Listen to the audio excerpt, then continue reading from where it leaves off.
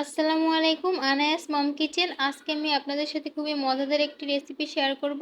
আর এই রেসিপিটা কিন্তু অল্প তেলে যারা খুবই স্বাস্থ্য সচেতন তারা কিন্তু এই রেসিপিটা তৈরি করে নিতে পারে। তো সামান্য একটু তেল দিয়ে আর আমি রাতের বেঁচে যাওয়া ভাত দিয়ে আজকে এই রেসিপিটা করে দেখাবো। তো আশা করি ভালো লাগবে। এখানে আমি পেঁপে এবং আলু একদম গ্রেটারের যে মানে চিকন সাইডটা থাকে আপনাদের দেখিয়ে দিচ্ছি, এটা দিয়ে আমি ভালোভাবে গ্রেট করে নিয়েছি। সামান্য মানে মাঝারি সাইজের একটা আলু আর সামান্য একটু পেঁপে। তার সাথে আমি দিয়ে দিলাম একটা পেঁয়াজ কুচি আর একটা কাঁচামরিচ কুচি। ঝালটা আপনাদের পছন্দ মতো দিবেন। এখানে দিয়ে দিলাম সামান্য একটু হলুদ গুঁড়া, সামান্য একটু মরিচ গুঁড়া আর একটু ধনিয়া গুঁড়া, স্বাদ মতো লবণ আর একটা শুকনো মরিচ আমি ক্রাশ করে নিয়েছি, সেটা দিয়ে দিলাম। তো এগুলোকে দিয়ে আমি ভালোভাবে আর দিয়ে দেবো সাথে একটা ম্যাজিক মশলা মানে ম্যাগি মশলা। তো এটা যদি আপনাদের হাতের কাছে না থাকে সেক্ষেত্রে আপনারা নুডলসের যে মশলাটা থাকে সেটাও ব্যবহার করতে পারবেন। আর এটা কিন্তু যে কোনো মুদি দোকানে পেয়ে যাবেন, মাত্র 5 টাকা দাম। তো আমি প্যাকেটটা পুরোটা দেইনি, আমি অর্ধেকটা পরিমাণ দিয়েছি। এটা দিয়ে ভালোভাবে মেখে নিচ্ছি। আর এর সাথে দিয়ে দিলাম আটা। আমি অল্প পরিমাণে আটা ব্যবহার করছি, যেহেতু আমি এখানে ভাতটা ব্যবহার করব সেই কারণে আটাটা অল্পই ব্যবহার করছি।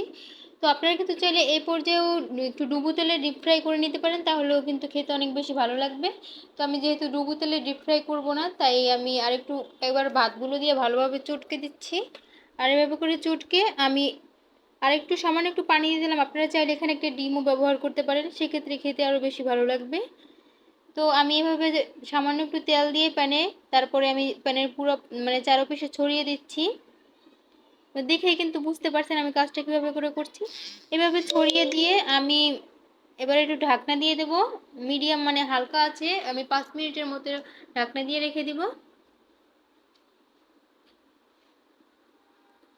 তো প্রায় 4 মিনিট পরে আমি ঢাকনাটা খুলে নিলাম। আর এ পর্যায়ে আমি উল্টে দিব। এটা একটু সাবধানে উল্টাতে হবে, কারণ এই পর্যায়ে খুবই সফট থাকে, তো এটা ভেঙে যাওয়ার সম্ভাবনা থাকে।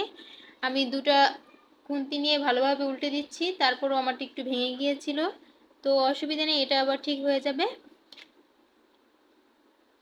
আবার আমি ওই পেস্টটার জন্য ঢাকনা দিয়ে দেবো 2 মিনিটের জন্য।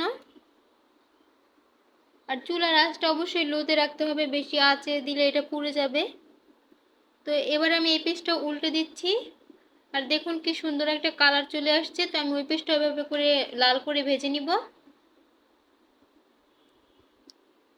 আর এই যে আমি ভেজে নিয়ে তারপরে পিস পিস করে কেটে নিয়েছি। তো আপনারা আপনাদের পছন্দ মতো কাটতে পারেন। তো আশা করি ভিডিওটা ভালো লাগছে, আর ভালো লাগলে অবশ্যই আমার চ্যানেলটা সাবস্ক্রাইব করবেন।